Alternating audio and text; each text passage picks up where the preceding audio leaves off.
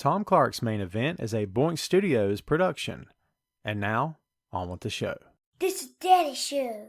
Step off.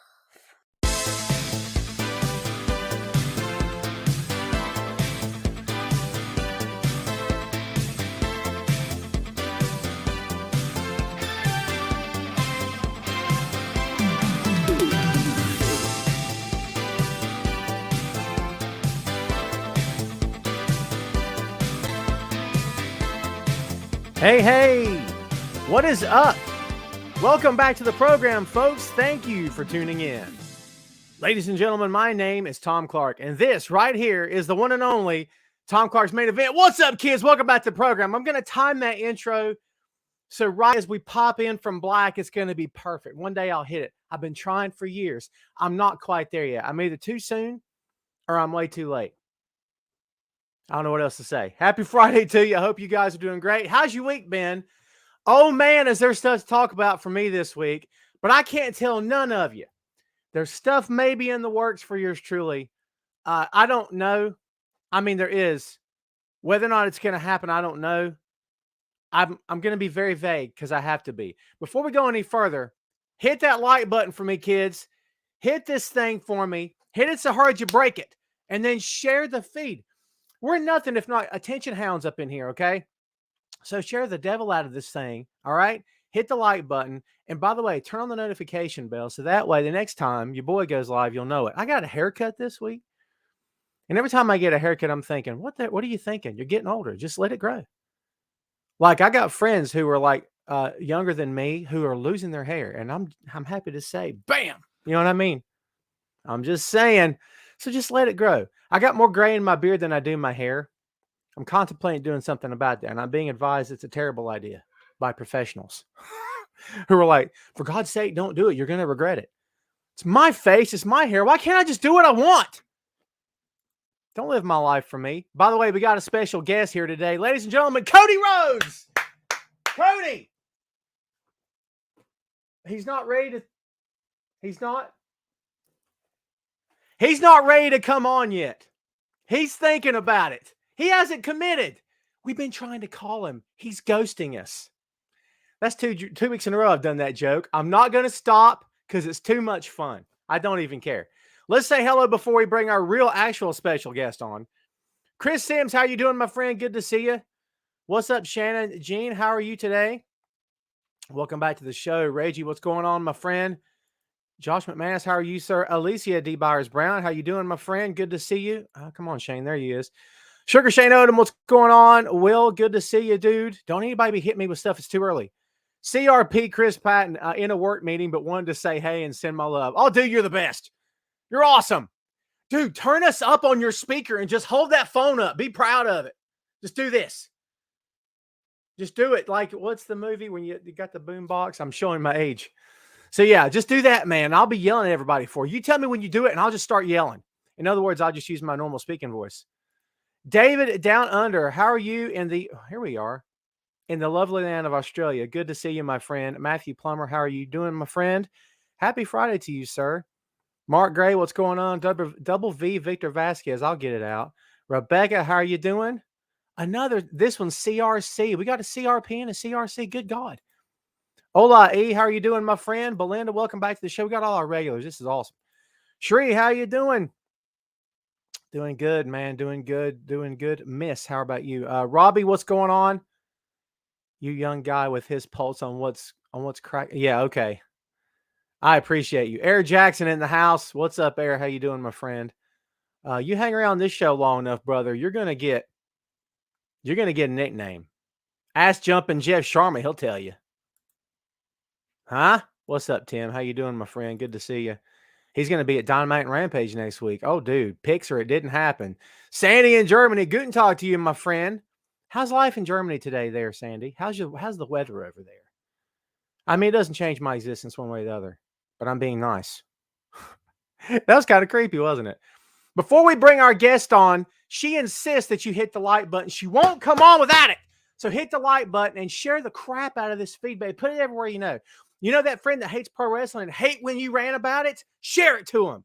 You know the friend that loves pro wrestling but hates when you ran about it? Share it to him. Put it everywhere, man. I'm not doing anything. I'll chain myself to this microphone, okay, until you do it. They'll have to drag me kicking and screaming away from this thing. Please hit the like and share button. I appreciate it. Now that we're done entertaining everyone, at least for the next few minutes, let's bring on our guest. She is the co-host. You know her, you love her. Co-hostess with the mostest of Peaches and Power Bombs, one Tina Miller. Tina, welcome back to the main event. How are you?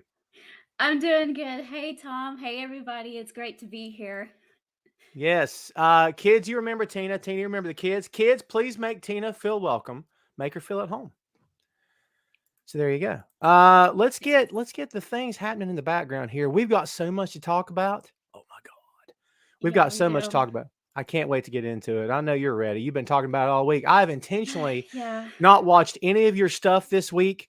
I know you went live the other night. I intentionally didn't listen to it because I want to get, I don't want to go into this knowing anything. I mean, I know a little bit, but I mean, I want to go into this just fresh from the ground up. So we're going to get there. If, in case you guys didn't know about Peaches and Power Bombs, Tina, take a minute and tell the kids out there all about the show, where they can find it, who's on it, and everything that goes along with it. Well, my co-host and I, Sarah Hirsch, we go live probably about every other Tuesday or Thursday, depending on because schedules and stuff. So we bounce between Tuesdays and Thursdays, and we usually go live on our Facebook page at Peaches and Power Bombs, and we just started going live on our YouTube channel too. And so we do live shows where we just cover the basic news and talk about just random things in wrestling and just giving that female perspective, and how we feel about things. So we we enjoy doing that, and we also have videos that we put up once a month called Pro Wrestling and Storybook Style, where we take different pro wrestling storylines and we read it like it's a children's storybook. So we have a few up there on Hangman Adam Page and MJF. So go and check those out. Those were a lot of fun to make. So That's so cool that you're still doing that. I haven't watched any in a while, but I'm glad you're still. I love things that are different. You know what I mean? So I'm all about that. That's pretty cool. Um, have you got any in the pipeline that you're working on, or anyone that you haven't done yet that you really want to do? well, of course, now after everything that's happened, I kind of have to do one on Eddie Kingston soon, right? So, Yes, yes, that's a must. yeah. Um, thank you everyone for being cordial and for being welcoming. I love you guys. You guys are the best. We're at 29. Hit someone, get me to 30 and beyond. Isaiah Dawson, welcome to the show. I didn't get to say hello to you. Chris Aldridge, how you doing? I saw Chad Too Bad show up somewhere. Chad Too Bad, hope you're doing well, my friend. Listen, we're here. We're here to do something very important today, and that's to shill Tom's stuff. We're only going to do it for a second. Relax. tinyurl.com/TomCartPods. We got a shop up on Redbubble. Go get you. Look, I mean, come on, man. What? Come on, make it happen. Do we have Peaches and Power Bombs gear there, Tina? And where can they get it? What are you waiting on? No, just a little bit more exposure, I guess. We're still a very small podcast, so we feel like we just have, we just need to get a little bit more out there before we take that leap. So, Well, I tell you what. Next time you go to meet somebody, not that you should be, pushing yourself and upsetting anyone, but hey, you get someone on videos saying, "Hey, this is Tina. You need to watch Peaches and Power Bombs." Oh my goodness, that would help tremendously. So I'm sure. I'm just saying. All right, kids. Here's the main reason we're here today. If you showed up thinking that you weren't going to get a Revolution review, man, did you show up at the wrong place at the wrong time? We've got, if anyone didn't see the show, it just ended like yesterday. It lasted like 3.5 days. It was a 3.5 hour card. It was massive. You must have been exhausted. But I mean, I'm not saying it wasn't awesome because I really enjoyed this show. But give me your overall opinion of this entire show before we go through the results here. Were you tired at the end of it, or how'd it go for you? I was actually very stimulated at the end because this was my very first live pay per view. I had never been to one before.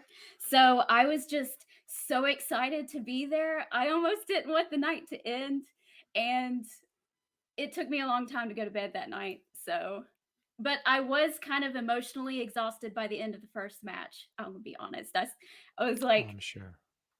spent almost and sat down for the second match, and then I was right back up after that one. But yeah, it was it was a lot of fun. A lot of fun. That's It awesome. won't be my last, that's for sure. Oh no, once you go, it's like getting a fix. Like you have to go back. It's yeah. Yeah. I've been to a few AEW shows now, and they just and you've been to WWE shows. Um, it's a different vibe, isn't it? It's a different Yeah. crowd. It's a different Yeah. feel. I say that to people, they look at me like I'm crazy, but it's not even the same fans. It feels like. No, and it's even different from just your regular ho hum dynamite too. So I don't know. I think it's just because everybody's just invested so much in order to be there. That they're just so excited, and there's just so much more energy. I agree. Eric, what's up, my friend? Asking about who the co-host is. This is Tina Miller from Peaches and Power Bombs. Everyone, please take a moment, go share this feed, and while you're sharing the feed, go like their page and follow their podcast. They're doing some good work over there. So let's go through this and let's talk about. And I'm not going to go match by match with you. We'll Okay. run down the card and then we'll go back and talk about what everyone liked, what they didn't like. I'll tell you this. The pre-show was great.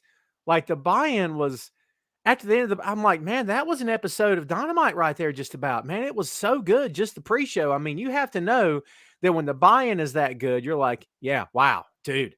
I mean, that set the tone, didn't it? I mean, we had Layla Hirsch defeated Chris Statlander.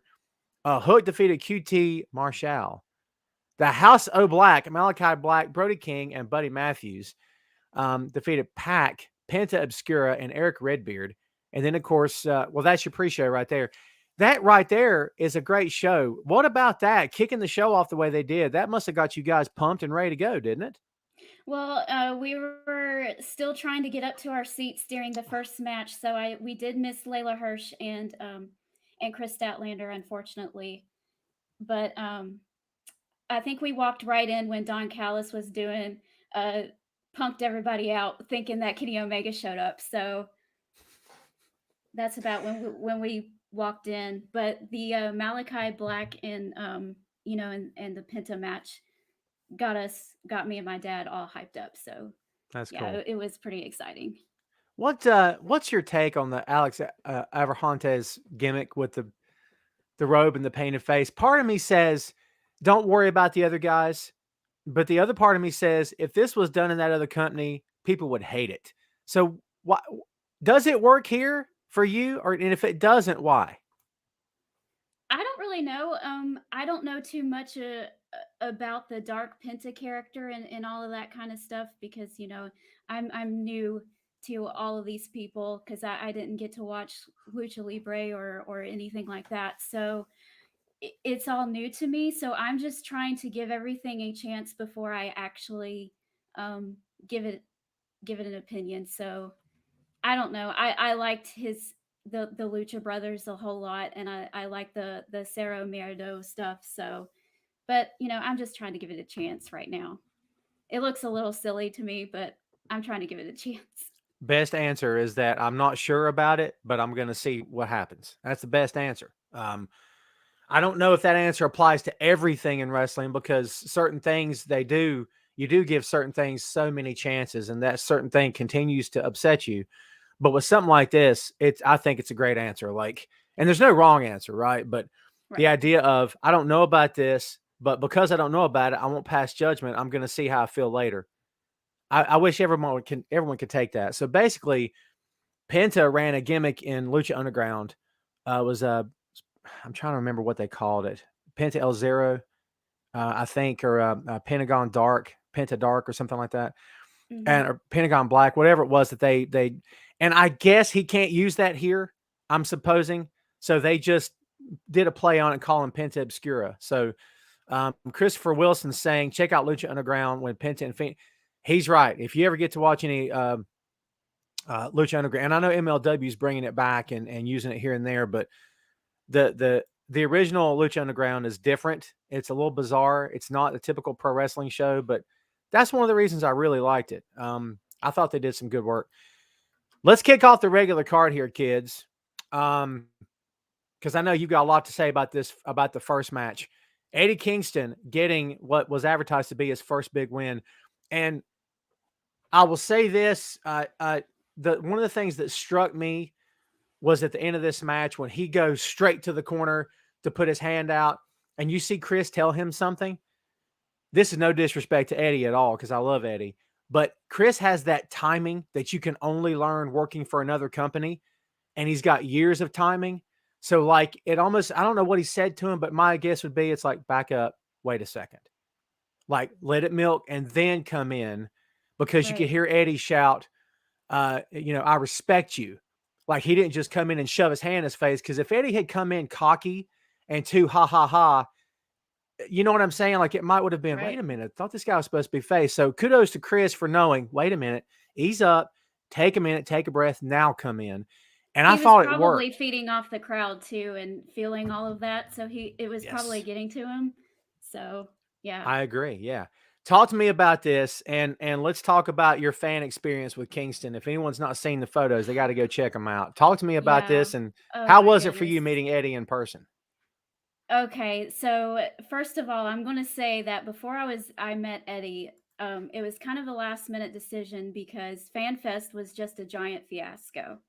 Um, it it was not organized at all. It was horrible. So, unless you know exactly what you're going in to do, make sure you have if you go to a fan fest, make sure you have it planned out, okay? Because if you don't, you're going to be standing in several lines just to be able to figure out which line you're supposed to be in. So, with all that being said, okay, I'm already kind of exhausted from that and annoyed out of my mind. But then when I finally got in the right line, and I'm like 10 people back and I'm holding on to my little paper that they gave me for him to sign. And then the excitement, the nerves. What in the world am I going to say? Okay. Because if anybody watches Peaches and Power Bombs on here, you all know that we should probably just rename the whole podcast to the Eddie Kingston Love Fest. Okay. So, um, I suffer from depression and anxiety, and I was in a really, really bad position probably about 6 or 7 months ago. Really, really dark place. And that's about when Eddie started really being vocal about his own experiences with the same things. So I really wanted to meet Eddie and talk to him about that kind of thing. And I wasn't sure what to expect because you never know if they're going to be kind or anything like that. And so I go up there and he's asking me how I'm doing, and I just kind of go into it all. And he grabs me by my hands and leans in like this and looks me in the eye, and he starts talking to me and he says, "Listen, one of the things I want you to know is that there's no such thing as normal. Don't let society and people in your life tell you that there is something wrong with you, because there's nothing wrong with you. You just have to battle your own mind every day. And I want you to promise me that you're not going to give up." Hmm. And then he told me, he said, "And I promise you I'm not going to give up either." So we had a really special moment and we're still talking. He talked to me for like 10 minutes. And like during the whole time I'm looking around, I'm like, "Oh my gosh." I'm holding up the line, and he looked me in the face and he said, "F that line." Sorry, I know no cussing, but he said, So "F guess that what? line. What we're talking about is way more important than professional wrestling. So you forget about what that line. I don't care." And he gave me a big hug and we talked some more, and then we took our pictures and I went on my way crying. So it was it was very emotional. And this past Wednesday night, and I'm not trying to nail you down specifically, but I'm just going to make this comment of what he said on Dynamite, because he tells Chris that at the fan fest that he had 4 people come up to him and say they wouldn't be here today without him coming forward. I was So one of those 4 people. I didn't want to put you on the spot, but when he said that, I thought about you right off the bat, and Yeah. Yeah, what a moment. That had to have been, God. I mean, of course, it was massive for you. So, Yeah. um, it, you know, no, listen, kids, not to rant. We do pro wrestling here, and sometimes I'll go off into live stuff. No matter if you have a faith in whatever, and I'm not discounting any of that. Please don't misunderstand me, but it's connections to people, and we don't. Sometimes people with I have this viewpoint, that viewpoint. That's great, but like you're disregarding everyone around you who maybe could use a word, who maybe could use a handshake or a "Hey man, how are you?" And so what Tina's talking about with Eddie Kingston, like it's important to this guy. Like, hey, I'm going to make connections. These people feel what I'm putting out, and it's important to me. And I don't think we do that enough as people, to be honest with you. I think people discount that. So good for him, honestly, for exposing himself and not like a nerve and not being afraid to be himself. Right. Um, what a moment. I mean, you're never going to lose that. I mean, Never. that's so Never. cool. Yeah. Um, and kids, if anyone in the chat, and I'm not asking for admissions or anything like that, but if anyone's ever dealt with anything like that, it's incredibly hard. And if no one's ever been to a dark place in our lives, count yourselves among the lucky, because a lot of us have, and man, it's extremely hard. Cherie with a great comment. That's what wrestling is all about. Connection with each other. Great comment. Let's see. A lot of people really giving kudos here. Really cool.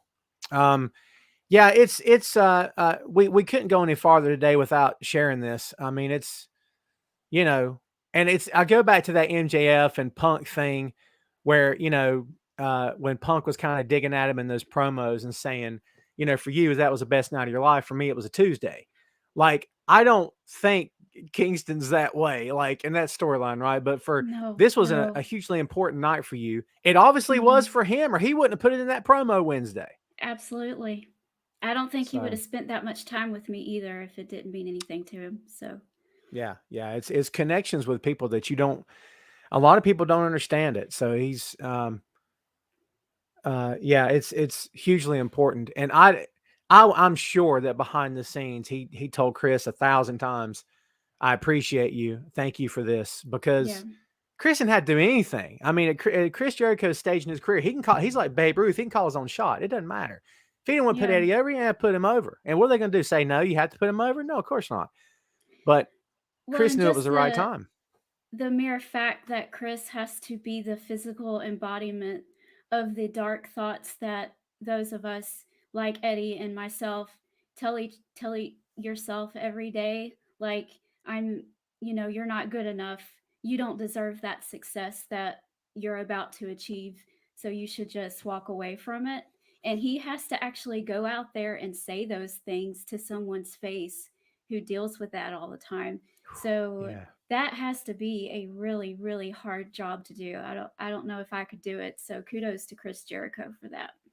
Yeah, no kidding. And when the WCW put the Scott Hall alcoholism stuff in a storyline, I'm thinking, what are you doing? This guy's Yeah. actually dealing with this stuff. Why in the world would you put this out there and just keep the wounds open? Like, let this guy, first of all, send this guy to rehab. Let him get a chance to get clean. Why are you putting this on TV? But yeah, Right. stuff like that where you're mixing, and we've heard for years, and it's the truth to a lot of degree, is that there's nothing better in a storyline than real life. But I don't know, to me, there's layers of it, and when it hits that close to home, where it's not just a physical addiction, but it's mental and it's Hmm. psychological, that's got to be a dangerous thing to dance around, to be honest. So, Right. man, live. Um, well, we got a bunch of other card to get here to get to here, kids. Um, let's talk about this thing. The next match up, and of course, as we said, Eddie got the win, and then we saw the full blown heel turn by Chris on Wednesday night. The Jericho Appreciation Society. We'll get to it. Yeah, Um, yeah. real quick before we Yes. move on, I just wanted to say that the reason why I came to traveled all the way down is when we first got wind that they were probably going to do Jericho versus Eddie at Revolution. And it was pretty obvious that this was going to be Eddie's moment, right? And I looked at my dad and I was like, I have to be there for Eddie's first moment. We have to go. And he was like, okay, let's go. So that's how we went. That's how that started. I mean, it's the best time to go. Yeah. And it's a different thing. It's a different reason. But like All Out last year, it was at the minute we knew, it was hinted at. The minute we knew Punk was going, my buddy calls me, said, "Dude, we're going. Can you get the weekend?" I'm like, "Yes, I can. Let's go." So we went, and it's you don't want to miss the moments that matter the most to you. Maybe Punk's return didn't matter to some people, but I really wanted to be there. Like you really wanted to be there to see Right. Kingston get his moment. What did you And think when about King them going on first? Do you think the match should have happened later in the card, or did you care? No, I think this was a perfect way to open the match and give everybody that really strong feel good moment. So I was absolutely happy with this. I thought that Moxley and Danielson would have opened the match, but after knowing what was going to happen at the end of their match, obviously you want to hold that off a little bit. So this was a perfect spot for them, honestly. Hmm.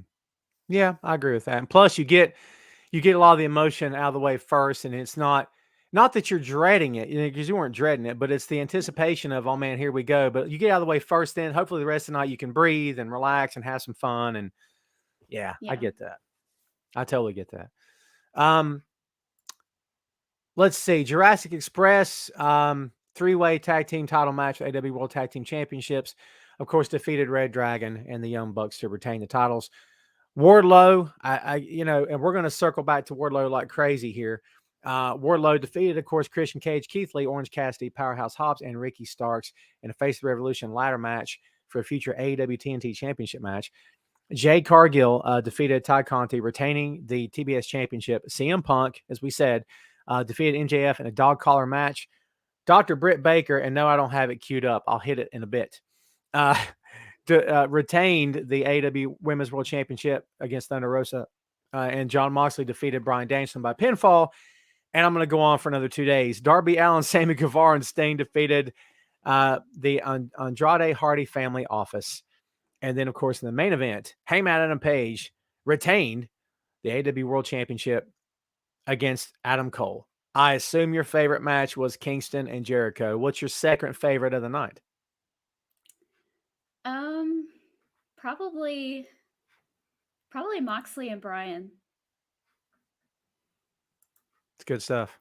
Yeah, I know. Yeah. So I know you're a wrestling fan, but and not that it's different for a girl, but you're a girl, so I'm going to ask you, how do you feel about all the blood? Does that make you at all? Or are you good with it? Do you care? Do you know what I mean? It depends on how it's being used. If it makes sense in the match, if it adds to the story, then I'm okay with it. Now the death match stuff, I don't like that at all.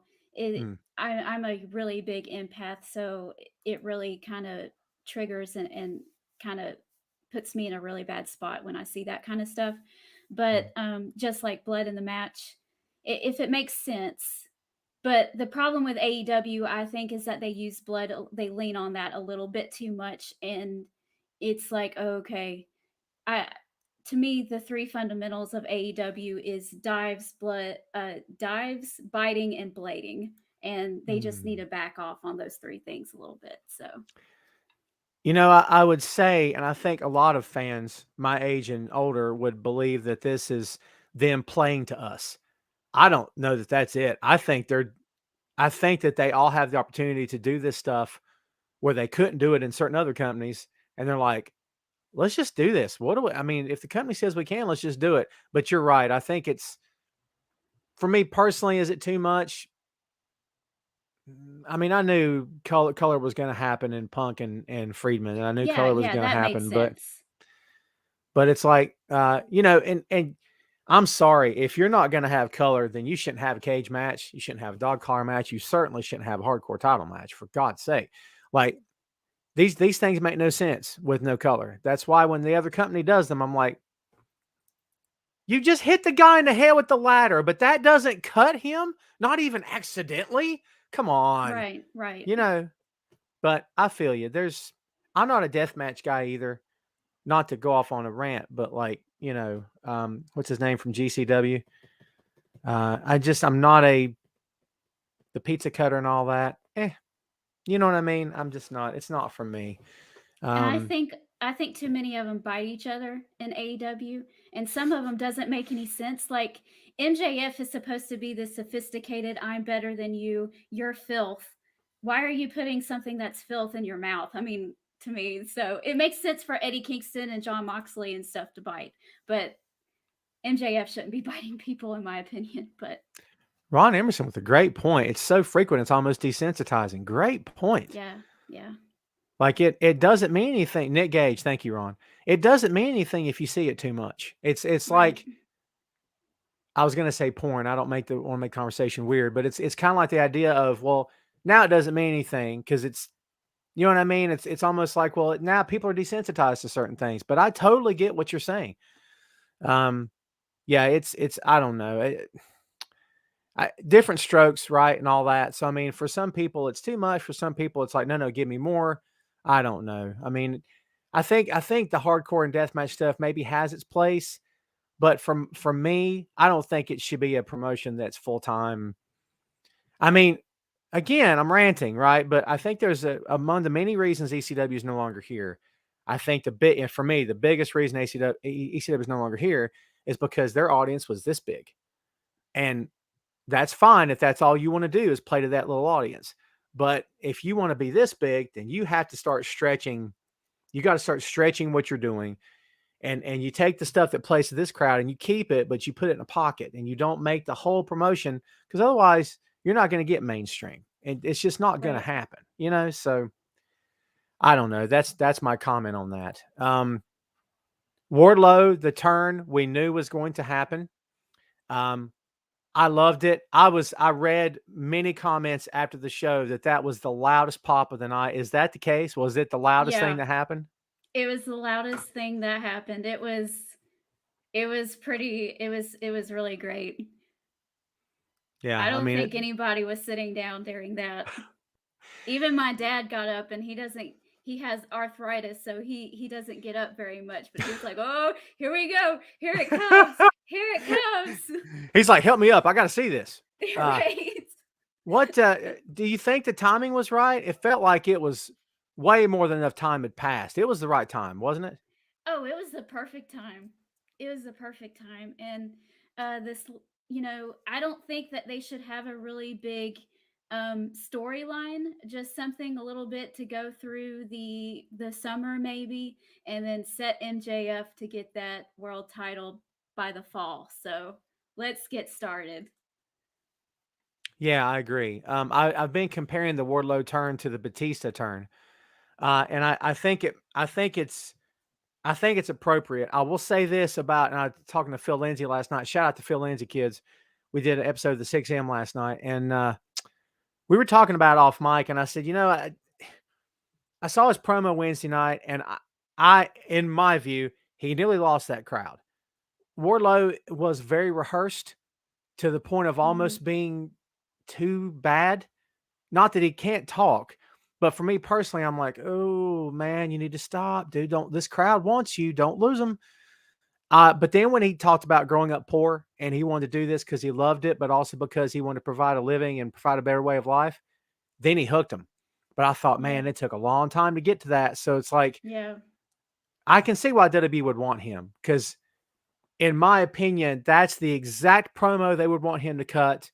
His facials, everything were on point. And I'm not bagging on the guy, but it's almost like I didn't feel that intensity he gets during a match. I didn't feel any of that.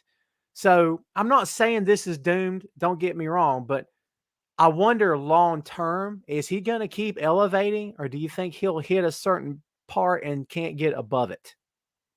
Well, I think that if he definitely wants to be talking more, he needs to work on that a little bit, um, to be able to keep that connection with the fans, because he was starting to lose me too.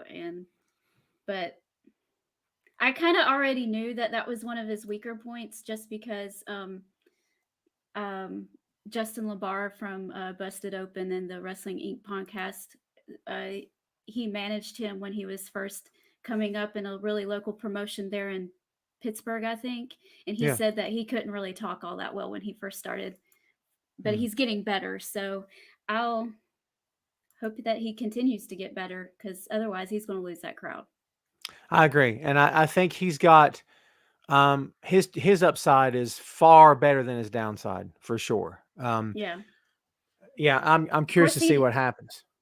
if they just have him only talk when it's necessary, I think that would be okay too. And he just comes out there, destroys people, and goes home. Yeah, That'll work and too. let me ask you this: would you put another mouthpiece with him, but this time a babyface? Do you think I Arn's not really Mm, doing anything right now?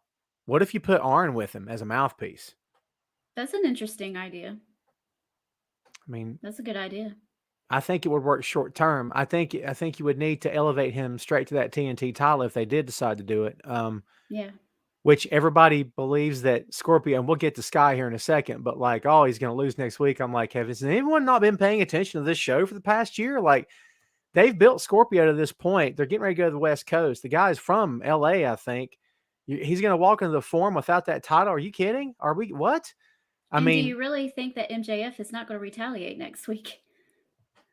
I knew it was coming because that's exactly what I said too. Like, why wouldn't he stop Wardlow from winning that title? Come on.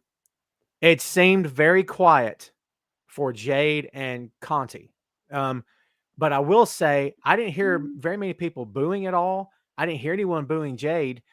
Um, It as you wasn't watch quiet in my this, section.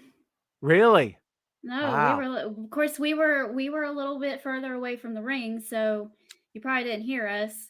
But we were loud the whole night, and we were Wow. shouting stuff at the both of them. We were like, "Go Ty, go Ty, go Jade," or whatever it was. So Um, depending on I who you didn't hear ask, it. depending on who you ask, Jade's either coming along pretty nicely or she's horrible. So, what's your take on Jade Cargill, in your opinion, at this point? I mean, taking into consideration that she only ever works on TV, there's no house shows for this company. So, like, she claimed on Jericho's podcast that the only ring time she has is on TV, and that blows my mind. But what's your take on all this with her? I think she's I think she's improving a whole lot. I mean, like you said, she can't work out her kinks at house shows and things like that. So she's having to learn everything in front of everyone. So you see all the little bumbles and the mess ups and things like what happened a couple weeks ago where she forgot to kick out and the referee kind of messed up too. But other than that, Mm. um, I think she's doing great, and from what I hear, she's training with Brian Danielson, right? Yes. So who else? If she can't learn under him, then she can't learn under anybody. And I think she's doing great with the time that she's been given. And she just Mm. smells like money to me. So Ah, ha, ha. You're going to steal her taglines. I see. yep. She said, I'm green like money. Um, there is I was going to use the word fascination, and that sounds like a bad word. There is a desire to really, really put her out there. And I don't know, part of me says, why would you, of all the great wrestling on your show, why would you spotlight people who aren't great wrestlers? Now, it's a variety show, as all good wrestling programs should be. It's a variety show. There's a little something for everybody.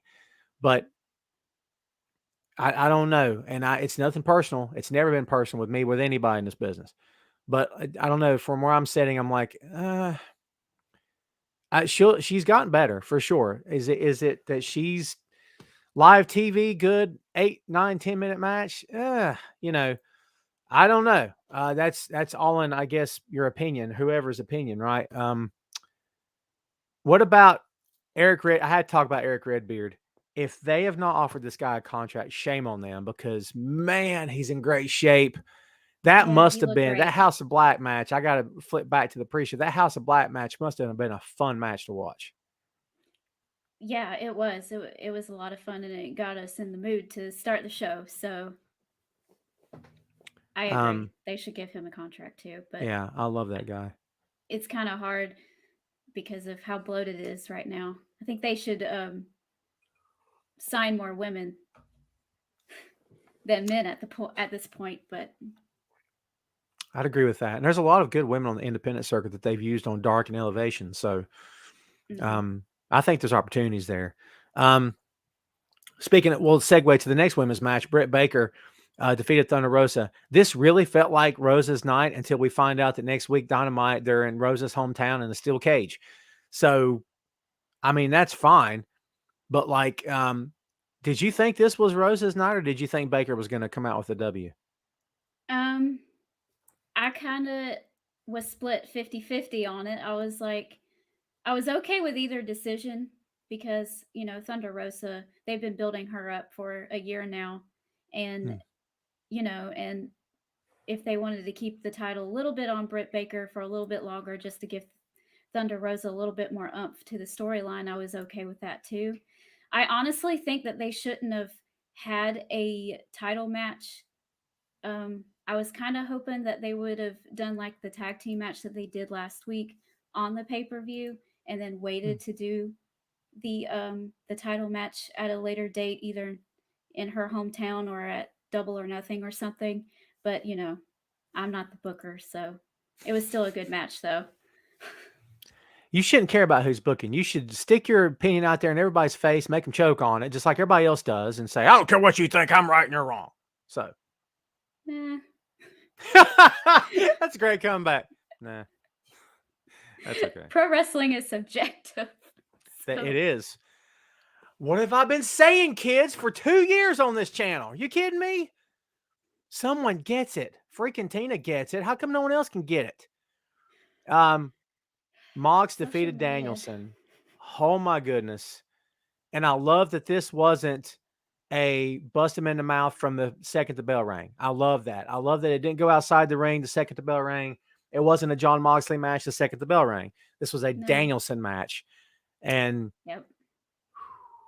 that must have been, I mean, just the them walking you through it from the beginning to the end.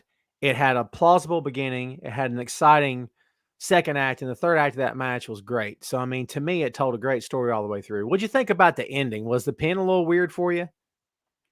I thought I thought it was odd. I thought maybe it wasn't planned or something at first. I don't think this was the planned finish.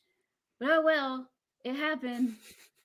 Right. And then here came Regal, and everybody lost their mind. So crazy. No one saw that come. They kept that under wraps. They did. And then of course we know that he's going to accompany them to ringside now. They don't have like a team name to my knowledge, but they're working together. Oh, it's Regal's so good. And I teared up a little bit when he teared up on Dynamite, because you spend years watching these guys and you kind of feel like you're connecting a little bit. But yeah, he's come out since Dynamite happened just Wednesday and said, this is the best thing ever. I feel like I'm in a wrestling company again for the first time in years, and I could not be happier. And I'm like, I'm happy for this guy. You know what I mean? Yeah. Yeah. So, and just think about how much better AEW is going to get with William Regal in everybody's ear. Oh, big time. I can't wait. Yeah. How can you be upset about that? Anyone that it's XWT. First of all, I'm so sick. Someone hit me in my mentions on Twitter, I think the other night, XWE, and I'm like, that's so played out for me. Regal's XWCW, no one's talking about that. Dustin Rhodes is XWCW, no one's talking about that. Yeah. Stop. Forget it. Like, again, I've made the analogy, if you worked for Burger King for 10 years and then went to McDonald's, if people go into McDonald's say, hey, she used to work at hey, ex Burger King person, I see who you are. No one cares. Why would anyone care? Just if they want to keep working in wrestling, let them wrestle. I don't understand.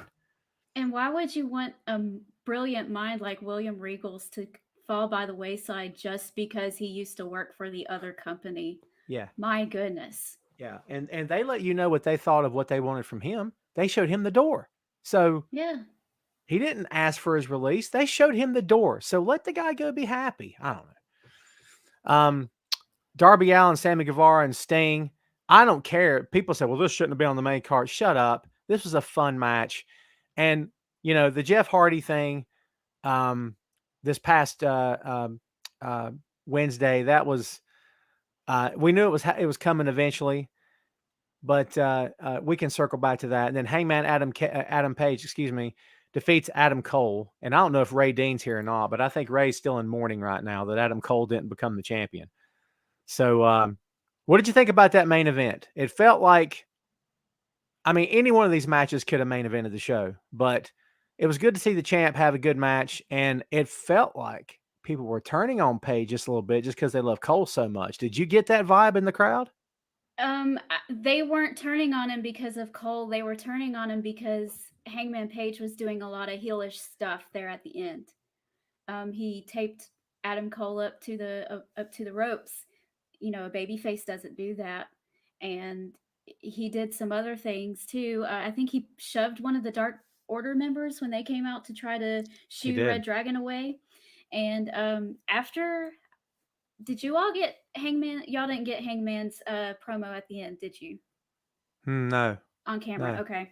Well, he grabbed the microphone after the show was over and said, "I know I had to go to a very dark place, but this title is keeping this title is the hardest thing that I have ever had to do. So I had to do whatever I could do possible to keep it because it means everything." And I was like, that's a heel promo. So I don't know what they're doing with Hangman Page, if they're kind of teasing a heel turn with him or not. Maybe they think that his babyface title run's not going the way they think it should. I don't know. I think that well, didn't Cole and Red Dragon do the exact same thing to Page in the ring? They tied him to the top rope and they laid in on him a couple weeks ago or something. And I think the thought was, let's circle back to that and say it's Cole, because on commentary, well, they did this to him and Cole's getting back at him. Okay, and I'm thinking, well, I didn't hear the commentary and I kind of forgot about that. So yeah, that's the problem. It didn't immediately jump out to anybody. Like, wait a minute, why would he do this? Right. Had an attempt been made earlier in the match to do it to Page, and it didn't work, and then Page, then maybe it would have been, oh yeah, kill this guy because he tried to do it to you. Now you do it to him. So well, obviously, us in the crowd wouldn't have heard the commentary and get that reminder. So we were like, "What in the world is he doing?" So yeah. Everyone's talking about Sting going through 3 tables. My God in heaven! Oh my God! Were you close to any of that? Man. I know, right? They were right below us. Really? Yeah. So we were kind of doing this, leaning over and going, "Oh my God! Don't get dead, Sting!" Yeah. No, don't die. And immediately after the show, I think he was the first guy backstage at the press conference table for the reporters, and he's fine. I'm like, I was more worried about Isaiah Cassidy than I was Sting, because when him and Sammy Guevara climbed up on that thing on the ramp and they were supposed to go through that table, they bounced off of that thing. It did not give at all. And they did not move for the rest of the match. Sammy barely crawled into the ring to celebrate with the other two at the end. Man. I was worried about them. Yeah, I mean, they're young guys, so their bump card's not a third of the way full yet, so they got a long way to go. But yeah, no, I get you. Isaiah wasn't moving. I mean, they seemed okay on Dynamite. Of course, they were just standing there, but yeah, it can be a scary thing out there. If you've ever seen a guy get hurt in the ring in front of you, we were at a show. Gary Benefield Kids is here, HVW owner promoter. Gary, you were not here. In fact, it was in Marion, actually, Gary. And Thomas Extreme came off the top rope. No one knows who I'm talking about. It's okay. Came off top rope with a 450, and he broke his collarbone. And the minute he hit the mat, we're behind the curtain, and we went, "Oh God, he's hurt!" And just like that, we all knew it. So we had like 5 guys rush out there, broke his collarbone that night. You can just tell, and it's scary because you don't want to see anybody get hurt, obviously. So yeah.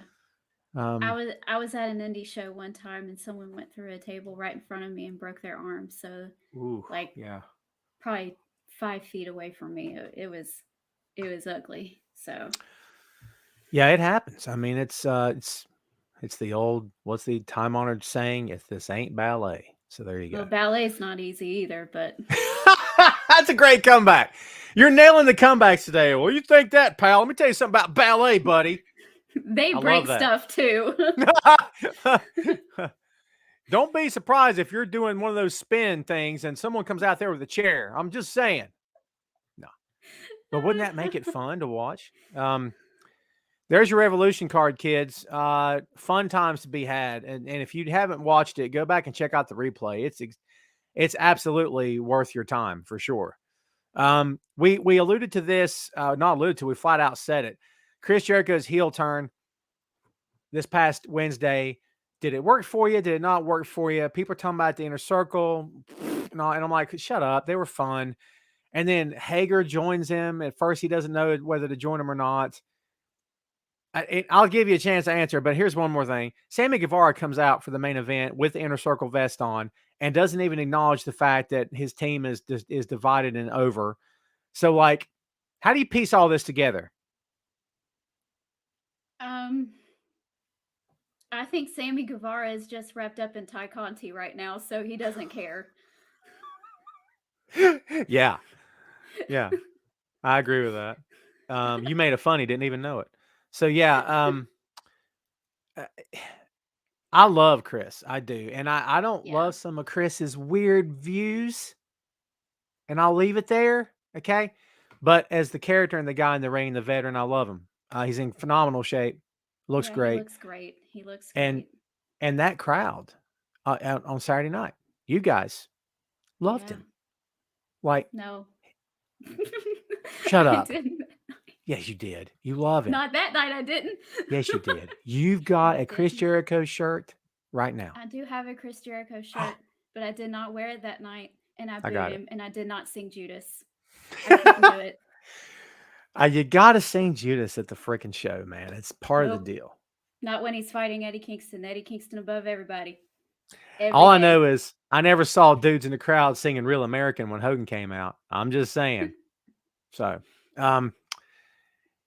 yeah, I don't know. I kind of hated to see Inner Circle fall apart. If I'm being real, I was too, because I really liked that group.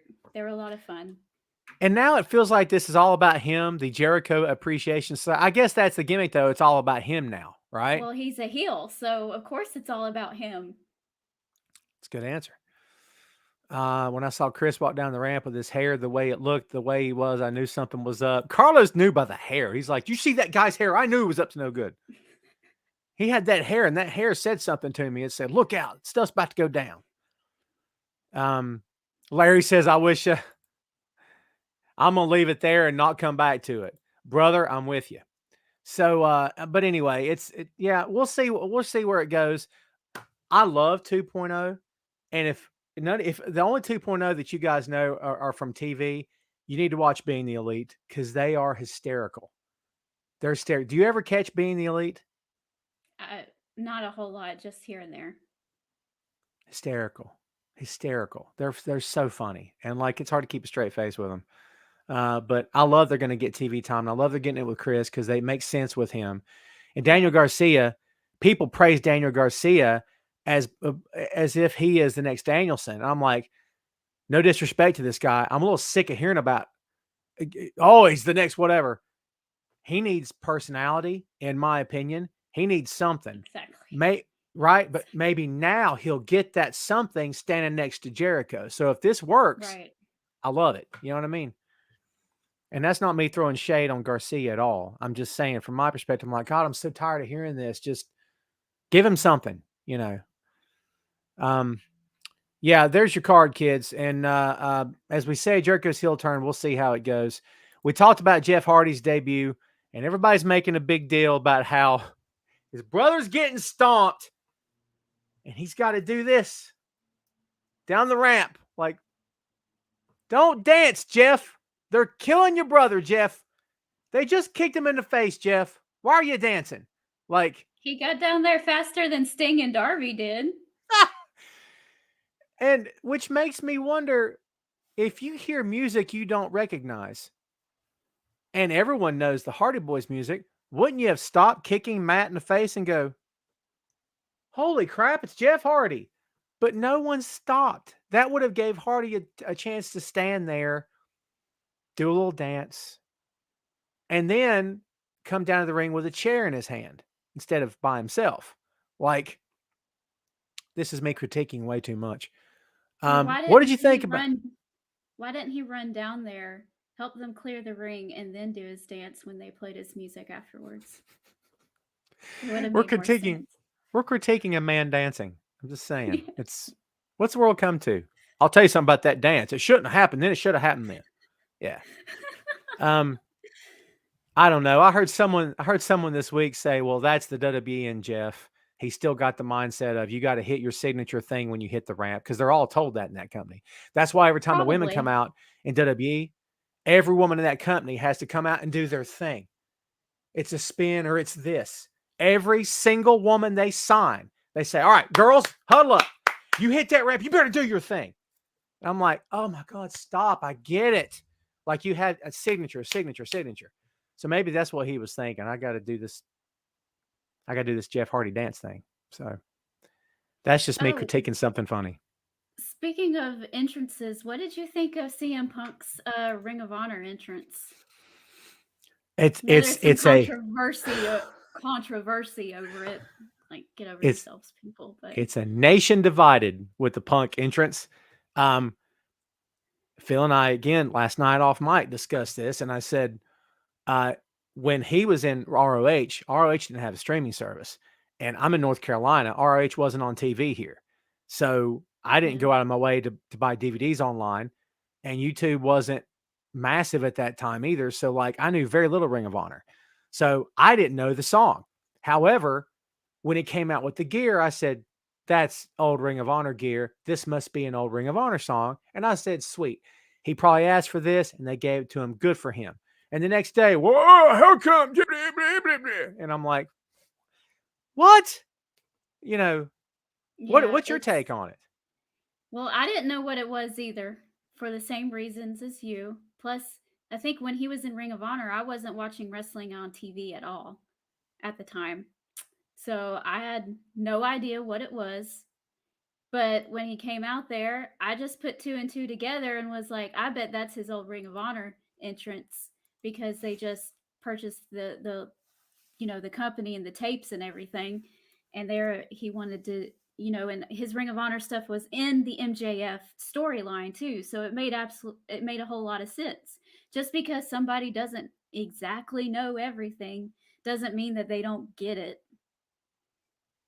I Right. mean, And Punk's tweet, he apologized. He deleted it, I think, and he's since apologized for what he said.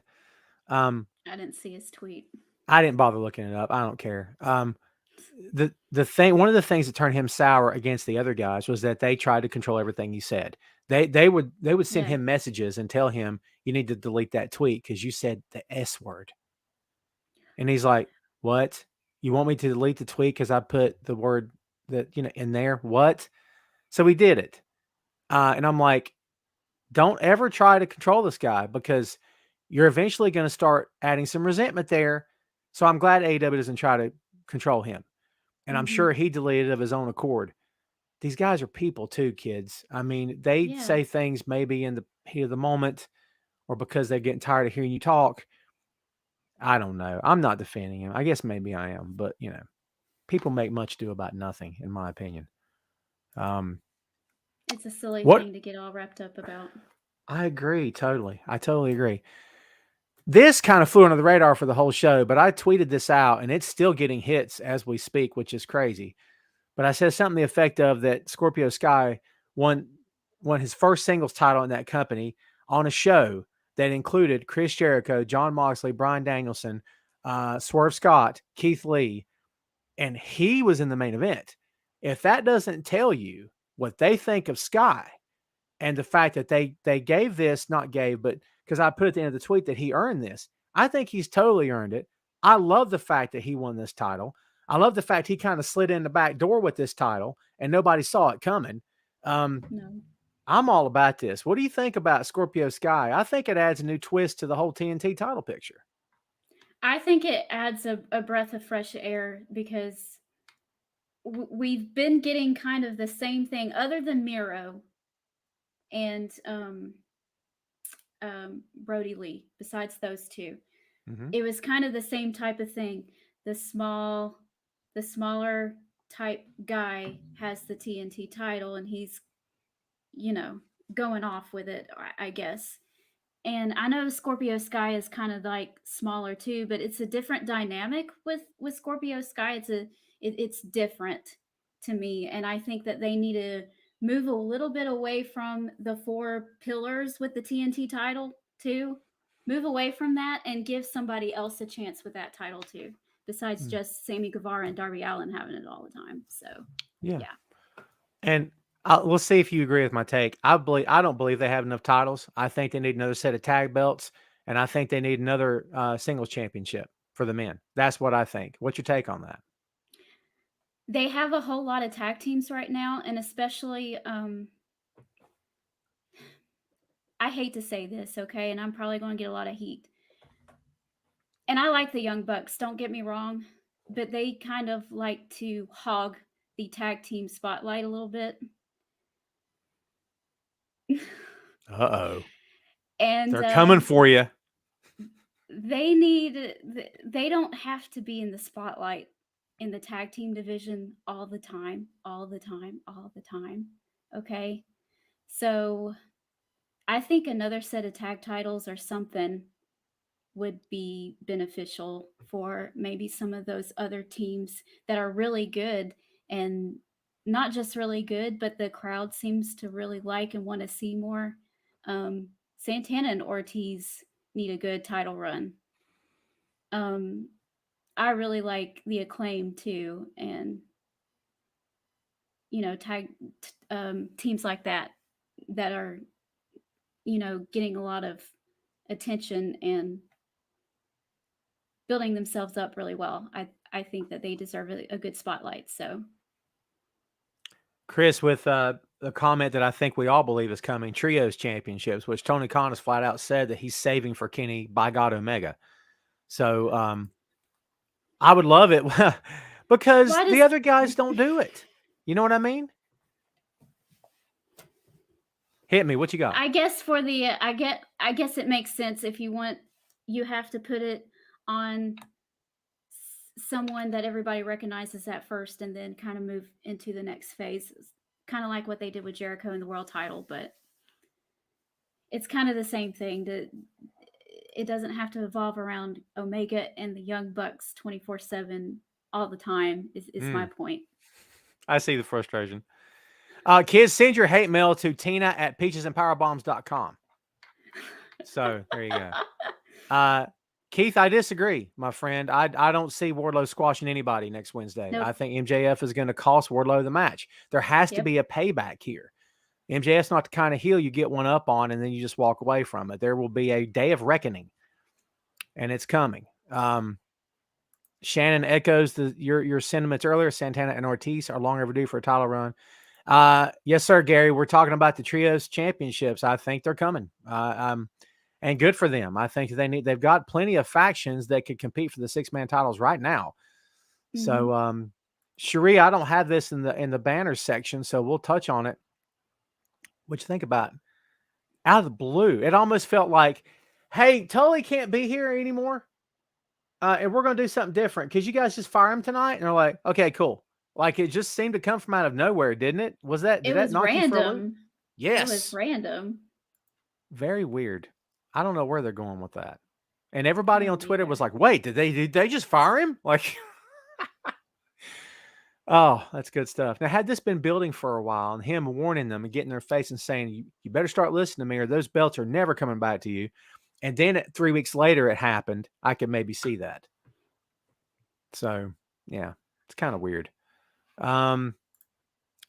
Let's see. Let's talk a little bit about Rampage tonight, kids. Rampage tonight, it's taped. If you reveal results, you get kicked the F out. Boo. So don't get kicked out. Don't get kicked out. No one likes people who spoil stuff. Don't spoil nothing. That's my Lewis Black. Like that. So if you don't know him, look him up. Darby Allin versus Mark Quinn. Jamie Hayter versus Mercedes Martinez. Keith Lee versus QT Marshall. Swerve Strickland versus Tony Nese. Please tell me you know Swerve. And I know we know him from NXT. I'm so happy for this guy. He's starting the next chapter. I love his stuff. I am distraught that he's no longer going to come out to Shaka Khan, and he's retired the song, which is beyond upsetting to me because, in my opinion, Strickland's AEW World Champion in, I'm not going to say in no time, but he's got everything it takes to be world champion. What do you think about Strickland coming in? Do you know a lot about him outside of NXT or no? I don't know a whole lot about him, but I do know that he has a whole lot of talent, and I hope that they do something with him and that he's not hiding away on Dark in a month. That's what I'm scared about. Ooh, good call. Good call. That's a reasonable take to have. And I don't think the other company's the only people you can have that take on. So I totally understand that. And I'm with you. I that's another tweet of mine that's still blowing up as we speak, is that I said he was the future world champion. And a lot of people love that. And we've talked a lot about diversity here on the program, about, I know, kids, I keep going back to certain other companies, but you make two guys members of the New Day and you have them both destroyed by Brock Lesnar. What? I mean, the optics of let's have the big white dude squash. Come on. What are we doing? Don't you see how bad this looks? But meanwhile, you have AEW, who's more, in my opinion, diverse and more embracing. And it's like, well, yeah, Tom, but there's a black man is not world champion. So they're supposed to put it on Powerhouse Hobbs. No disrespect to Hobbs. He's not close to ready. But right now, Keith Lee and Swerve Strickland, in my opinion, right now, I don't know. And they just put the TNT title on Scorpio. I think they're doing more right now for black wrestlers. To me, this is coming from the white guy in the room, right? But I think they're doing more for them than a lot of other companies are. I think it's important, if someone's talented, put them in the good spot. Right. I don't know. We lose too much sleep over, well, so-and-so can't do. Don't tell me you can't. Like Punk said years ago, how can I get better? How can I prove myself if you won't let me prove myself? It doesn't make any sense. So I know you were at the AEW show Saturday night. Sunday, but Saturday night, I rolled the dice because I was told by a couple, 2 or 3 people, hey, Tom, TNA or Impact Wrestling Sacrifice. I said, you know what? It's $10. I'll spend the $10. This was a really good show. Did you hear about any results? Do you care much about Impact or no? I don't watch a whole lot of it. I know a lot of people in my circle was watching it, but honestly, I was a little overstimulated from my meet and greet with Eddie, and I was going viral on Twitter at the time as well. So I turned off my cell phone and just relaxed and had a good time with my parents Saturday evening. So it's all good. If you got $10 to throw at something, it's on Fight TV. I would say throw $10 at it. It's a really good show. So I'll check it out. Absolutely. I'm going to take back a lot of stuff I've said that may have been perceived as negative. I'm going to start giving Impact Wrestling a shot here because they sold me with this show. I thought it was really, really good. So if anybody's not seen it, go out of your way to watch it. It's really good. In my opinion, of course. We'll go down the card real quick here. On the main show, Rich Swann and Willie Mack defeated Honor No More in a tag team match. Trey Miguel defeated Jake Something. This Jake Something guy, first of all, was carved out of stone. Him and this guy, Trey Miguel, killed it. They killed it. It is such a good match. Eddie Edwards defeated Rhino. Rhino's still going, kids. The influence dethroned the Inspiration to become the Knockouts Tag Team Champions. Jonah defeated PCO. Jonah and PCO killed each other. PCO's, got a death wish. He makes Mick Foley look like, look like an angel. I don't know. It's PCO's out to kill himself killed. Jay White and Alex Shelley had to put on a clinic. It was an excellent match. Deonna Purrazzo defeated Chelsea Green. Excellent match to retain the RH Women's World Championship. Tasha Steelz beat Mickie James and became the Knockouts World Champion. Violent by Design defeated the Good Brothers in tag team match for the Impact World Tag Team Championships, new champs. And then Moose retained against Heath in the main event. There's your card, kids. And I just ruined the whole show, Tina. My apologies. That's okay. I told you to watch it. And she's sitting there going, I'm not going to watch it now, you friggin' idiot. You ruined the whole thing. Let's talk numbers and we'll get to other companies real quick. This week's Dynamite, 945, getting a lot of heat for that because they're like, see, whatever. Down from 966 last week. Rampage yet to happen. Last week was 545. As we always say on the main event, there's your numbers. You decide whether or not you care. Let's switch to another company before we take this show home. I've gotten Phil's take. I've gotten other people's take. What is your take on a certain Texas rattlesnake? Because that company's like, oh, we're out of guys and we don't do anything with people we have because we're dumb. Oh, can we get the Austin guy? What's your take on all this? I understand what they're doing because they have to fill up that arena, right? And what better way to do it than to bring in the most popular guy in wrestling ever, who is Stone Cold Steve Austin. So I understand what they're doing, but on the other hand, do you not know how to build up your own people anymore? That you have to keep relying. There's going to come a time when Stone Cold is not going to be available, when Brock Lesnar is going to be too old to wrestle, when Goldberg can't show up. There's going to be these times when you cannot rely on that nostalgia. And what are you going to have? Nothing. So you have to build the people up in order to get to that point where these guys used to be. They won't do it. I mean, how did those guys get there? Because you gave them a chance. I don't get it. What? And last year at WrestleMania when they were delayed because of the weather? Was that last year? And everyone had to cut their own promos. They did amazing. They did a great job. Yeah. Yeah. And the ones that didn't, it's obvious. Yeah. Because McIntyre is going to be fine. Guys like that, Owens going to be fine. Because they were wrestlers before they got to that company. They're going back to fitness models. They're going back to athletes from other sports. They're going straight to colleges. They're this girl in NXT that wears pajamas in the ring. What are we doing? What is this? I mean, NXT 2.0 for me personally is impossible to watch now. I can't. I love Ciampa, always will. I don't know what we're doing. It's they're making a kid's show on 2.0 now. It's a kid's cartoon. I mean, if that's what you want, listen. If that's what you want, go with God, brother. Enjoy your life. I personally don't care about kids wrestling, kids cartoon wrestling. I just don't. It's not for me. It's not for me. So, Austin. What? I'm just saying. Place where that is acceptable. Yeah. Thank you. Definitely not during a Eddie Kingston promo. God, Marty. We heard that. I was like, what are y'all doing? You friggin' idiots. E says if Owens wanted to be more heat, he should have talked about Eddie Guerrero and Undertaker being from Texas. Yeah, why not? But E, to your point, if you mention Taker's name, you're calling Taker out, and they don't want to do that. So I get why they didn't. So there you go.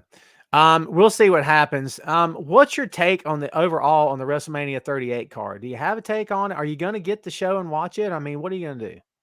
Well, I'm going to watch it because we have to cover it on Peaches and Power Bombs. But as far as being invested and excited about the show, not really. I mean, I'm excited about Edge and AJ Styles, but that's about it. And I'm a Brock Lesnar girl, so I'll always be excited about seeing him. But other than that, not really. And the rumor still abounds that it's going to be Cody and Seth, and they're trying to figure out a way to do it. And I said I wasn't going to rant many more times, but I haven't had you on the show in a spell, as we say down south. But I'll get your take on this. It seems like everyone on this planet, and perhaps on other planets as well, kind of knows, hey, Cody, don't go, Cody. But it seems like Cody's the only one that doesn't know, hey, Cody. I mean, what What do we think? What does he think? And what do we? What's gonna be different? Do we really believe that Cody Rhodes is gonna get? Hey, pal, here's the belt, and here's the other belt, and pin Roman like 4 times in the same night, and humiliate him, and cut his hair, and throw tar on him, and you're the guy now. What? I No, don't. I'm not feeling this, and I wish nothing but the best for Cody. But I don't know what we all think is going to be different this time. What do we think? What it's do you not think is going to going be to different? be. It's going to be worse. They're going to humiliate Cody Rhodes if he goes back there. Because they can. And to me, it doesn't make any sense at all for him to go back, especially when I met him a couple years ago, right before the first Double or Nothing. And he was so excited about AEW. He was like, he was asking me how long I had been a wrestling fan and everything. And I was like, I don't know, 29 years. And he was like, well, AEW is going to be for people like you who have loved wrestling their whole lives and don't like the direction it's going in now. And AEW is going to be for you.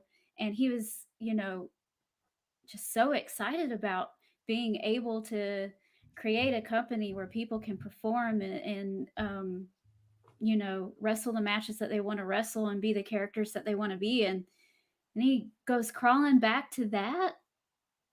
I mean, if he is, because no one really knows at this point. I don't know.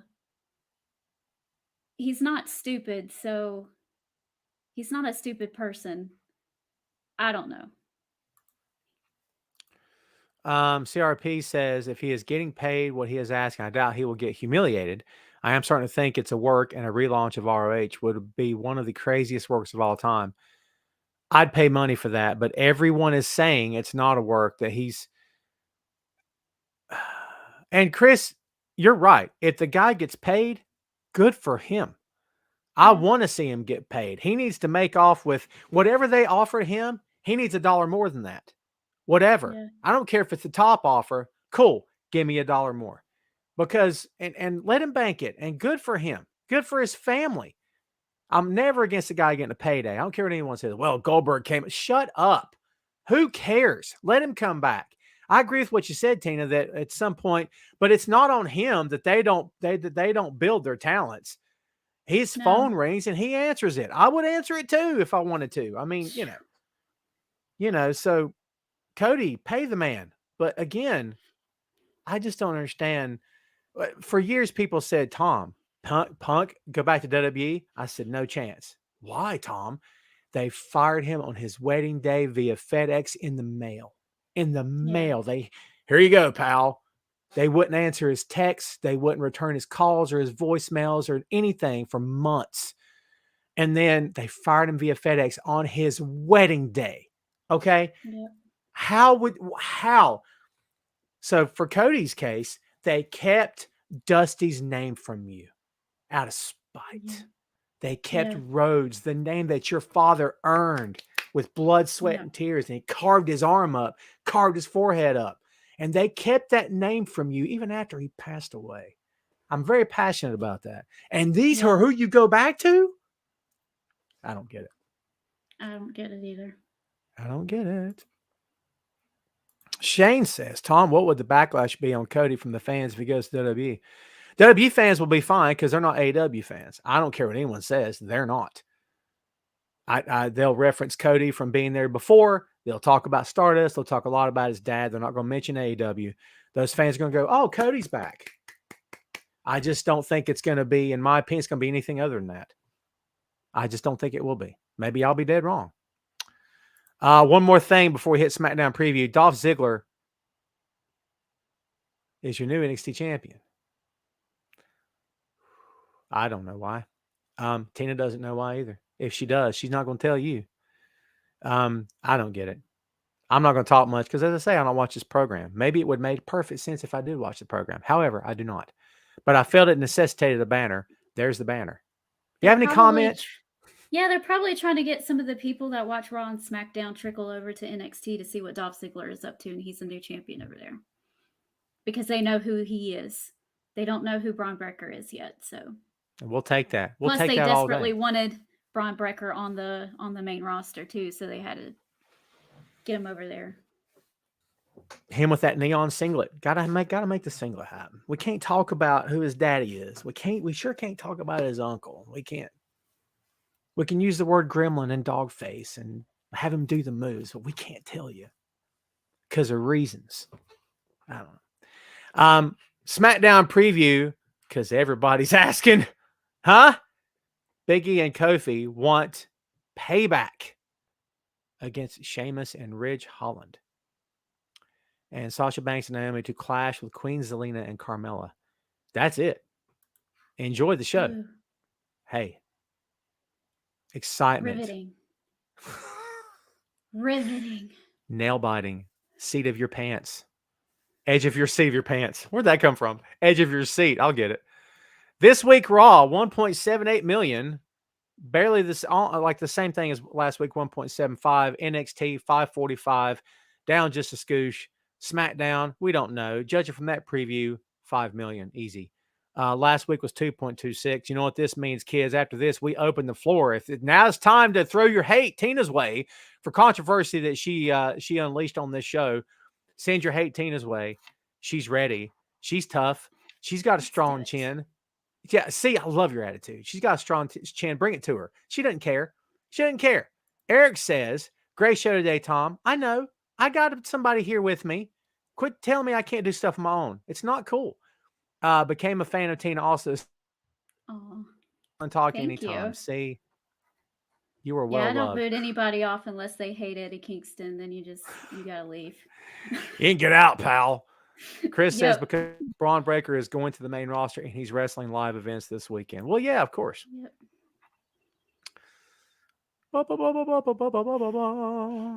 Okay. Alma says, heard Sid Vicious going to WWE Hall of Fame. And then the rumors of Scott Steiner going, you want those two guys on the same show conducting an acceptance speech? Oh, my God. That would be something to hear. Victor says, so when Braun wins the belt back off of Ziggler at the pay-per-view, it will be seen by more people and make a name for himself. I'll go with that. Why not? I don't care either way. He says Vader, and Vader's going in the Hall of Fame. It was confirmed this week. In fact, it was confirmed by a friend of the show, Dr. Chris Mueller from Bleacher Report. Chris has appeared on the 6M, and it was confirmed by him. So when WWE says, as confirmed by Bleacher Report, Chris is the one who revealed the news. So there you go. Timothy said, oh, hold on, I'm about to lose you. Timothy says, college basketball tournament is more entertaining than watching WWE. Well, a lot My of people Indiana Hoosiers played Michigan the other day, and they came back from a 17-point. They were behind by 17 points, came back and beat them. So I was really excited. I see you get all kinds of information here. See that? Yeah, we got your hookup. Holler if you hear me. Anybody? Okay. Shane said, Tina, if you could book Eddie Kingston any match, who would he face and what match would that be? I love the world famous Shrill Watch Peaches and Power Bombs, please. Yeah, I posted my reaction of Eddie winning the match, and I was screaming like a banshee. So that's what the world famous Shrill is. That's good. Honestly, I want to see Eddie versus MJF just because they've been flirting something on Twitter for probably about 2 years now. And I think the back and forth between those two would just be absolute gold. And that's actually who I would like to see Eddie eventually win the world title off of is MJF. I think it would be monstrous. Because Eddie right now is the ultimate babyface and MJF is the ultimate heel. So that story just writes itself. I couldn't agree more. He says Vader was underrated. I disagree, my friend. I think Vader got his props while he was here. I believe he did. He certainly did in his retirement years. A lot of guys were giving him his props. It's a shame that company wouldn't do it. When they knew his health was bad, I'm ranting again, I don't care. They knew his health was bad. They had an opportunity to put him in that year, and they wouldn't do it. Okay? Sorry, it's how I feel. Should have done the right thing. Now you're going to put him in? Really? Now? Okay, fine, whatever. Larry says, I'm a Michigan fan. That broke my heart. Go Hoosiers. That's good. Let's see. Sorry. I told you she is controversial. You wouldn't look at her. Everyone get a look at her. You wouldn't think she's controversial. She's got that sweet, innocent, good old fashioned all-American girl. Behind those glasses lurks the eyes of a beast. Okay. A troll. A heart of a troll. Yes. She used to hang out under the bridge, but now she hangs out online. Yep. Oh, here we go, Tina. Question for you. Okay. Who's your top 5 AEW wrestlers right now? Women's and champions are included, by the way. I'll be there live on Dynamite Rampage next week. So your top 5 AEW wrestlers right now, women's and men included. Eddie Kingston. I can't just say Eddie Kingston, can I? Okay, Eddie Kingston. MJF. CM Punk. It's hard. It is hard. That's 3. Darby Allin Ooh. and Serena Deeb. Ooh, good 5.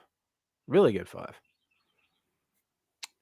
Let's see. Shane says, Tom's still waiting on that Dusty Rhodes 6M podcast. Oh my God, I got to do that. What video game would you like to see made into a movie? Red Dead Redemption. I don't know. I think a GTA movie would be fun. I don't know how they would do it, but I think that would be fun. Jamie says you look like the girl next door. Is that a compliment or an insult? Depends on who you ask, I guess. The fact that you could take it as an insult means there's something evil going on behind those glasses, because it sounds like a compliment to me. Wait a minute. What do you mean by that? When you said I was sweet, what is that supposed to mean? I'm just kidding. I like to give people a hard time. Robbie says, Tom, if there was any wrestling legends autobiography that would come out, whose do you think would be the one to read or the most revealing? At this point, Robbie, I don't know of anything that we don't already know. And the stuff that we don't know, do we care to know it? Would it matter to us? Anything done about Vince is going to cover up the stuff that you would like to know anyway, because they're going to perceive him as a god, as do a lot of people walking around. And you know who you are. So I don't know if I've got a good question or a good answer for that. And I know that's a cop-out, but I don't know. What about you? Is there one that you're like, this could blow the lid off? I don't know as far as that's concerned, because a lot of people that I would be interested to hearing on deeper subjects has already either written something or they've come out on podcasts and talked about it. So I don't know. John Moxley's autobiography was amazing. I've not, it was a Christmas gift. I've not finished it yet. So I got to get into it. He has a whole chapter on sandwiches. Of course he does. It's great. Oh my God. Gary just mentioned them boys, and then Chris brought this up. If you don't know the Terry Funk ain't wearing no mouthpiece, you got to go look it up. This was the promo they cut when they had an NXT tryout, and they were told by Laurinaitis that they weren't cosmetically pleasing enough. It's good stuff. I personally can't wait to see them boys on live TV where they go, hey, Jay, here's a microphone, Jay. Everyone stand back. Because I love Eddie too. But the idea of Jay and Eddie cutting a promo on each other is, I could pass out from how awesome it is. Like, we found Tom on the floor, passed out because it was awesome. So I didn't really know too much about them. And then I came on here with you back in November, and I had to go look them up. And I started following them on Facebook. And I still haven't seen any of their matches, but I am so invested in them. And I'm like, oh my God, when are they going to wrestle FTR already? I'm so looking forward to this. Here's what you need to know about their matches. Him and Mark, this is them. Yeah. Every match. And it doesn't matter who they're working. They're just like this. They don't talk to each other. They don't have to. They're smooth. And you look at them and go, these guys, they're smooth as silk. Like they hit all their signatures, but they can adjust on the fly as well. They're so good. Like, I think they're one of the best this generation has, in my opinion. They're that good. they had a promo years ago where they're in the barn, of course, they're in this big silo, and their dad, I think they call their dad Big Hoss. It's their dad or their uncle or somebody. And it's in a flatbed truck, and he's sitting there, and Mark's in the background with a pitchfork or something. And Jay walks in from out of frame with that wild look in his eyes, and he walked into frame, and I thought, that guy's a star. There's just something about Jay that you can't stop watching Jay. Mark's hilarious. But when Jay starts and he's in the camera, and look, full transparency, Jay has said some bad stuff in the past that he's apologized for, just to be transparent. But you look in Jay's eyes, man, he's a star. And I'm telling you, when they get on AEW TV, it's going to be fun. It's going to be fun. We're about to take this thing home, kids. We've had Tina here all day. So let's have a couple more good ones. We're going to get out of here. Jamie says, which women's division do you feel speaks the best for women in general? Great question, Jamie. We got. I think both. I'm guessing he's talking about WWE and AEW. I think I guess any division have more work to be done.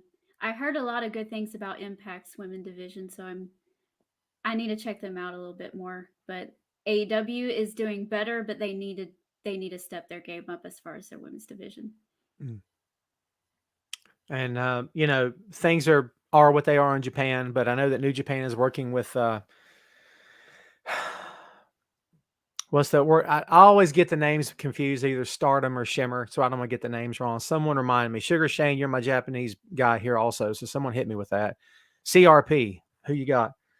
It's either Shimmer or Stardom, and I always get them backwards. So they've been working with them. Stardom, thank you, Chris. I did not see Kairi Sane's last match, but I heard it's great. So yeah, you know, things being the way they are in Japan, they're backwards on some stuff. So that New Japan doesn't have a women's division. If they did, dude, because they do so many things right now, to be honest. So, yeah, that's a tough question. Let's get one more. Make it a Tina-centric question, kids. Let's be nice to our guest today. Someone hit me with something good. I miss Ray. Someone send Ray a message, make sure he's okay. Let's send a search party to find Ray Dean. It's the first show he's missed in a year. This is crazy. I might have to message him, make sure he's okay. And I'm not even making that up. Oh, one real quick thing that I know I rip on AEW's women's division a whole lot, and they do have a lot of work to do, but I will say this. Britt Baker was the only person to sell out their meet and greets at FanFest last Saturday. Interesting. Yep. Interesting. So they're doing something right. Yeah. And I was nodding my head a bunch when you talked about the FanFest, and then I didn't circle back to it. We did the FanFest All Out last year, and it was a joke. It's a joke. Yeah. It was horrible. Yet we came up to the door. We didn't even know we were at the right place. On a handwritten big piece of construction paper, AEW FanFest, like with a marker. I'm like, this is it? You get in there, and they had pre-sold all the meet and greets. And every table said, sold out, sold out, sold out. And I'm like, so I can't even shake someone's hand in here? Okay. And then like they did the stage with like, and in order to sit down, you had to have pre-bought the seat to sit down. And then from a distance, they've got the sound system and everything's and I'm like, can you hear them? I can't hear them either. And it was, we were there 10 minutes and left. It was horrible. They had no merch to sell. There's nothing going on. I'm like, I can't believe we paid for this. Or I didn't necessarily specifically pay for it myself, but it was paid for. And it was nothing. They need to get a handle on the logistical side of things, which to your point, it sounds like they still don't have a handle on it yet. No, it was a fiasco. Oh my God. Shane said, Tina, if you could put Sarah in a match, what would it be? Holy Lord. Shout out to Sarah, by the way. She'll love this one. Oh my goodness. Yeah. Oh. Sabu. Abdullah the Butcher. I don't know if I would want to put her in a match. Oh my God. Go to Christopher's question. I can answer that one a little bit easier. All right, see. Tina, favorite tag team of all time or top 3? Okay, the Dudley Boys, the Steiner Brothers, and FTR. That was quick. Wow, really? Yeah. Man. That's good. That's good. E is asking for the button. What song is it you want to hear? Hold on, I'll find it. All right, E, this is for you, baby. Even though you give me grief all the time when you show up, this is for you. You can kiss my grin. If you don't like Cameron Grimes, there's something wrong with you. I'm just saying. And because he's not here, and someone go message Ray, I'm not making this up. Make sure he's okay. Ray, in the spirit of Ray Dean, this is for you, my friend.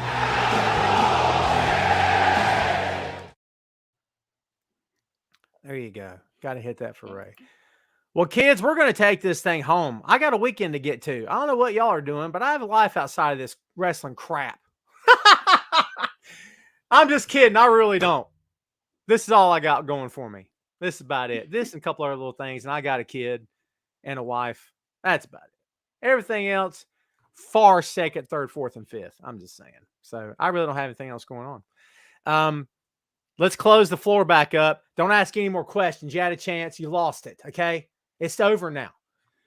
Thanks, everybody, for tuning in as always. Tina, before we get out of here, please tell the good kids out here, again, where they can find you and Sarah both and where they can find the show. Okay, so go follow Peaches and Power Bombs on Facebook and YouTube. We're also on Instagram and Twitter, so you can follow us over there. And I also have my own podcast on the Real Wrestling Community's Facebook page called The Tailgate Party. And that's every Wednesday at 5 o'clock and every Friday evening at 6. So go check me out on the Real Wrestling Community's Facebook page as well. Nice, nice. I didn't realize you were. Did I know you were doing 2? I don't think I knew that. That's cool. You're welcome for getting you hooked. You're welcome. Yeah. Okay. You sure did. I'm just saying, once you get people hooked, it's like a drug, man. You're like, how'd you like it? Oh, it was fun. Can we do another show now? When do we get to do another one? It's kind of how podcasting is. Right. It's a lot of fun, especially when it's live and you get to communicate with everybody that's watching. So it's the best part, hooking up with people and people watching from all over the world that you'll probably never meet. And like, we've got people here. It's crazy. I almost forgot. Last week before Revolution, me and Sarah had the opportunity to interview the first openly gay world champion, AC Mack, on Peaches and Power Bombs. So go onto our YouTube channel and check out that interview. It was a great conversation. Nice. Hey, you put that link up and share it to my Facebook page. Tag me in it or something, and I'll put it out there for you too. That's cool. Okay. That's very cool. Inclusion, kids. It's, we always talk about, doing the right thing and accepting people for who they are, not for who you'd like them to be. And part of that conversation is if you don't like who they are, it's none of your business. So there you go. We believe in that. So there you go. I'm so glad to hear you saying things like that. It makes me, not that I thought you were anything else. I'm just saying. That's very cool. It's like, have you bumped into someone that you thought was a certain way and then they say something in your head, you're going, oh crap, he's not like what I thought he was going to be. Like, oh my God, that's happened to me a bunch. Yeah. Do you know what I mean? We don't have to go into specifics. It's fine. Nah. We don't have to share. All right, Tina, I'm going to take you off screen, but don't go anywhere. Everybody, please thank Tina. Tina, thank you as always for hanging out with us here on the show. See y'all. Thank you. All right, Tina Miller, kids, please go check out Peaches and Power Bombs. Her and Sarah Hirsch, they're doing the Lord's work over there, kids. So please go check them out. It would be greatly appreciated. I get a kickback off everything they do. I'm the Godfather up in here, baby. I give people their start, and I don't ask much, 16% off the top. That's all. That's not much, is it? Right, it's not. I knew you'd agree. So there you go. Everybody have a great weekend. Watch yourself some pro wrestling this weekend. Go watch The Batman, because I haven't yet. But I hear it's awesome. I may go do it. It's money. I don't know. Can anyone spot me a 20? Anyone? Because I'd like to go, but as I said, this pro wrestling stuff doesn't pay a lot. So if anyone could spot me a 20 or a 40, perhaps. Spot me a 40, I can get a popcorn too. I'm just saying. The Send Tom to the Movie Fund. The link will be up. in short order. That's all we got for you, kids. We'll see everybody next week. Everybody have a great weekend. We appreciate you as always, okay?